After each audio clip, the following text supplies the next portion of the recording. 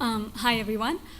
First, I want to thank you for setting the ground up for what I'm about to talk about. So you've said a lot about, because a lot of what I'm about to say talks about the rights perspective, so I think it'll answer some of the questions that have been raised. I'm Shweta. I'm from India. I'm from the Federation of Indian Animal Protection Organizations, and I run this program called Living Free, which talks about education for animal rights, especially farmed animal rights. And I'm here to talk about this model, which is based upon light touch support. So let's just go into where we are with farmed animals today. So these are the species that we usually consume. The figure today, these are very, very conservative estimates, are about 100 billion animals per year are killed for food consumption. Just to put that into some perspective, the World War II was the deadliest military combat we've ever had in history, and that took about 80 million lives. That's talking about war, that's famine, that's disease, that's not just the figures of death through war. Again, adding some more perspective to that, 100 billion animals translates to 10 million animals' lives this hour, or 150,000 animals per minute. Basically, 8 hours a day today is equivalent to all the animals during the time of World War II. I really believe that as human beings, all of us are extremely compassionate people. So what is it that has allowed us to be compassionate and feel compassionate, but still let this happen? There's an assumed hierarchy within our social system and within our ecosystem that places man on top. And if you will look carefully at that diagram, it actually places the woman below the man. And we feel that we can consume animals, that we can use these animals for our use and abuse, and that's an idea called speciesism. We're all familiar with ideas of racism, casteism, etc., where we can distinguish between human beings on the basis of caste, creed, color. Speciesism just goes one step further and says we distinguish between species on the basis of who they are and not on the basis of what they feel. So there is this hierarchy that we have, but if we want to move away from where we are, what do we do? How do we break this hierarchy? That leads us to a place where we want to say that we want a paradigm shift in how we think about the ecosystem as a whole. The ecosystem actually coexists. We are not there for one another, but we coexist together, and that means the end of speciesism. Speciesism is a widely propagated idea that we don't even know about. So how do we, take even the first step close towards ending it? In India, especially where we are, there is a complete lack of education, and on the theory of change, we're really on pre-contemplation. So we start out by really reaching out to the masses about saying that this is really what's happening to animals, and then you go ahead and make your own choices. How do we reach out to the masses? Because the masses are huge. How am I, or how is any organization going to reach out to the masses? For this, we have formulated something called a micro-outreach community. And this community is basically a community that we will basically find activists in cities and work with them to create a community that is strong and believes in social change in itself. They're motivated, so they want to go out and help these animals in some way. They're also aware and skilled in how to talk to people, in how to bring about the message of where we are. But most importantly is the last point mentioned over there, which is that they have ownership for what they're doing and what they're building, because at the end of the day, these people are volunteers. They're not workers for organizations in any way. These micro-outreach communities basically then become the fulcrum for macro-outreach, because they're the fulcrum for local change in their areas. That's what the light touch support model is about.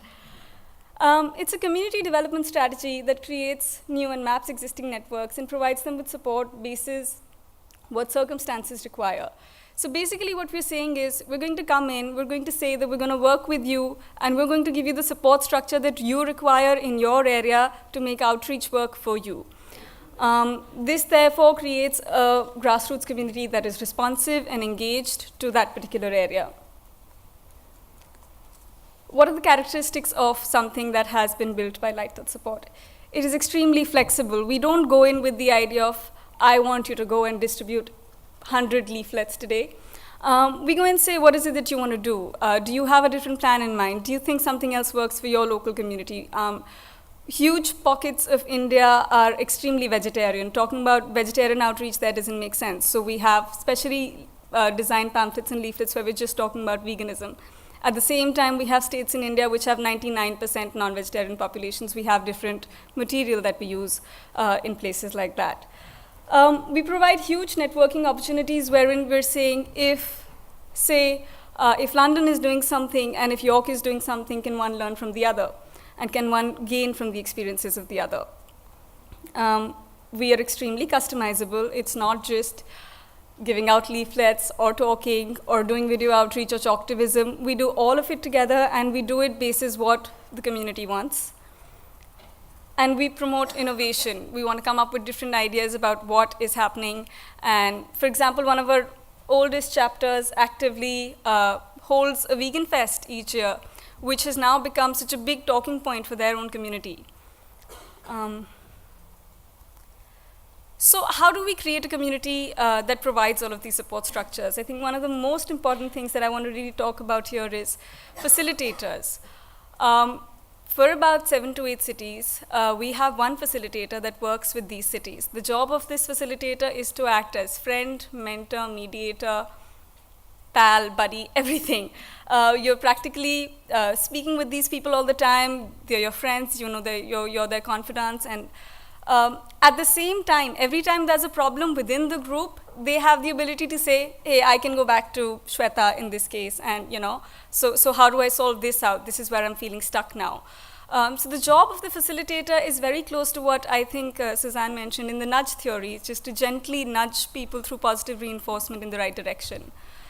At the same time, we need to understand that these are people who have come on board because of their passion, and they might not necessarily have the right skill set, so you want to actively invest in developing skills.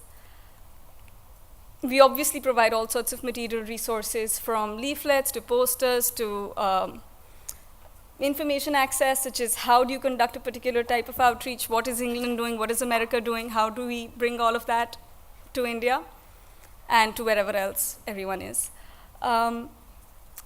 One of the very strong things that I felt personally in my 3 years of working with this model is that you provide identity and recognition to local groups, wherein you're able to say that, oh, we're a part of a national federation, but this local chapter that we run, this is mine.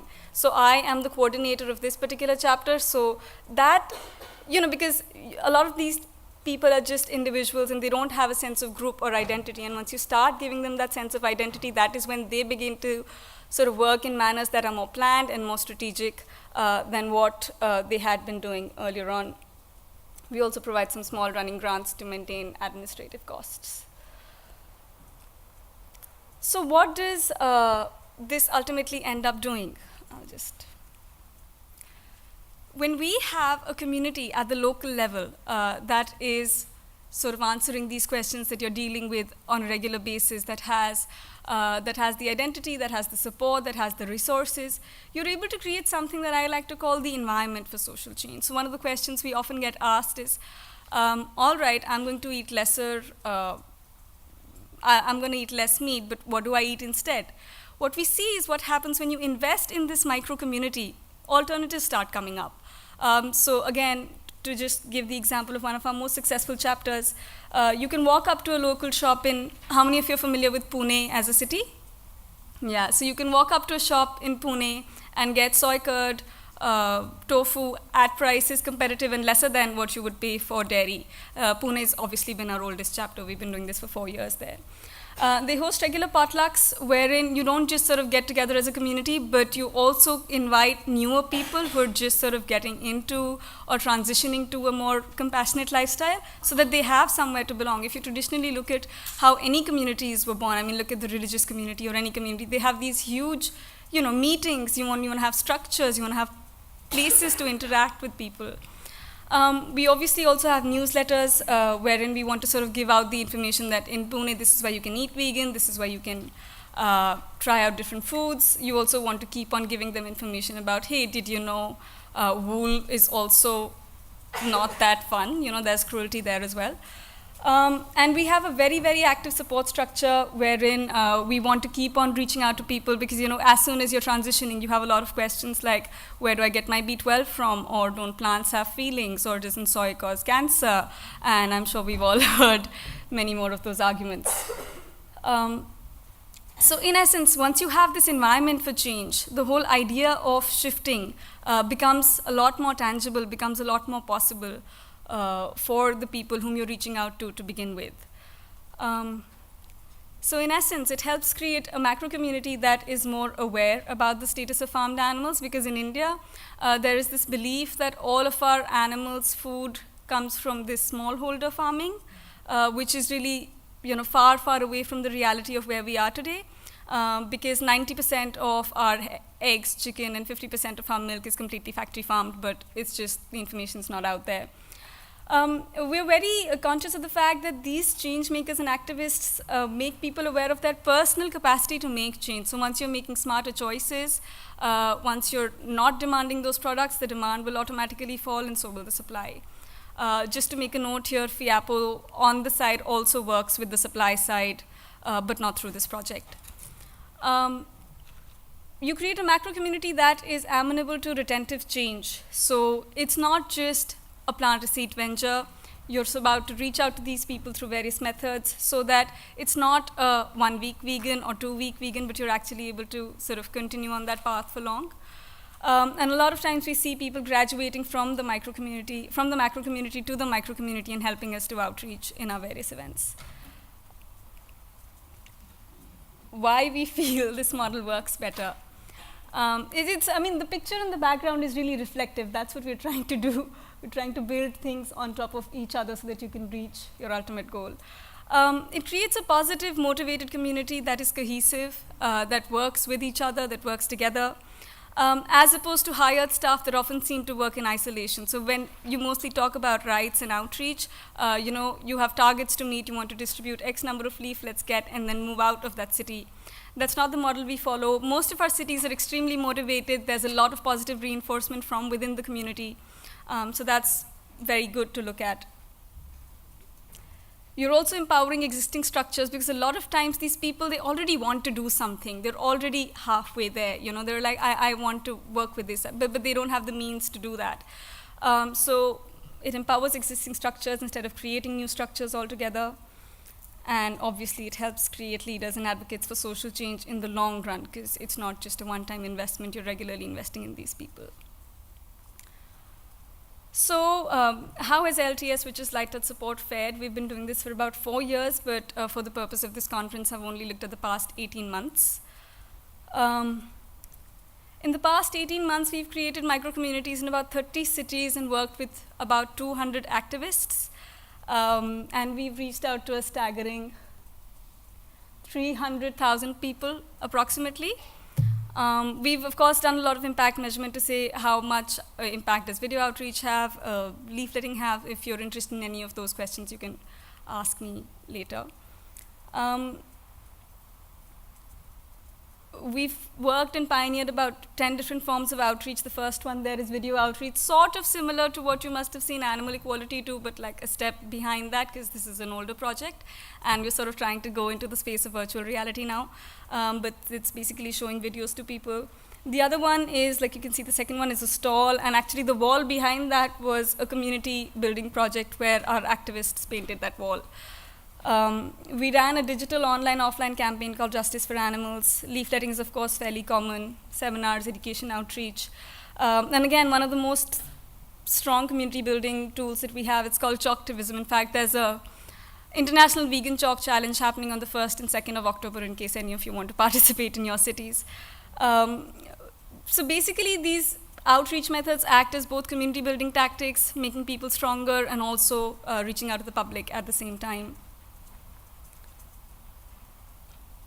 We've also held 2 national boot camps because, again, like I said, these people are passionate activists, but might not be the best administrators, organizers. You know, you want to also sort of take away the philosophy of if you're not vegan, till you're not vegan, that's not enough. So you want to sort of drive in the philosophy of reductionism and just make things more driven by strategy. We've also do nationwide tours where we actually go to different cities, sit and work with these people, stay with these people, do outreach with these people, so you can sort of polish the methodology of how you work with them, and you can also sort of make plans for what they should do for the next 1 or 2 months or so. We also hold multiple Skillshare workshops wherein you sort of want to focus on what the need of that particular area is and answer that need through your network. And one of the most important things is that we have a very strong community that is growing digitally. So we have a national community of these 20, 30 plus cities wherein people share ideas, talk to each other about how they can come in the media more, how they can outreach better, what's a more effective behavioral way of talking to people, what do you say to these questions or that questions. So we have a very active national community that does that. At the same time, we have growing local communities within these chapters that help people transition towards a more animal-friendly lifestyle. So essentially, that is what the Light Touch support model is. It is working with local communities, giving them the support structure that they need, working on the human behavior side, while not taking away the ownership, while being completely conscious of what their ownership model is. So that's really it. Thank you.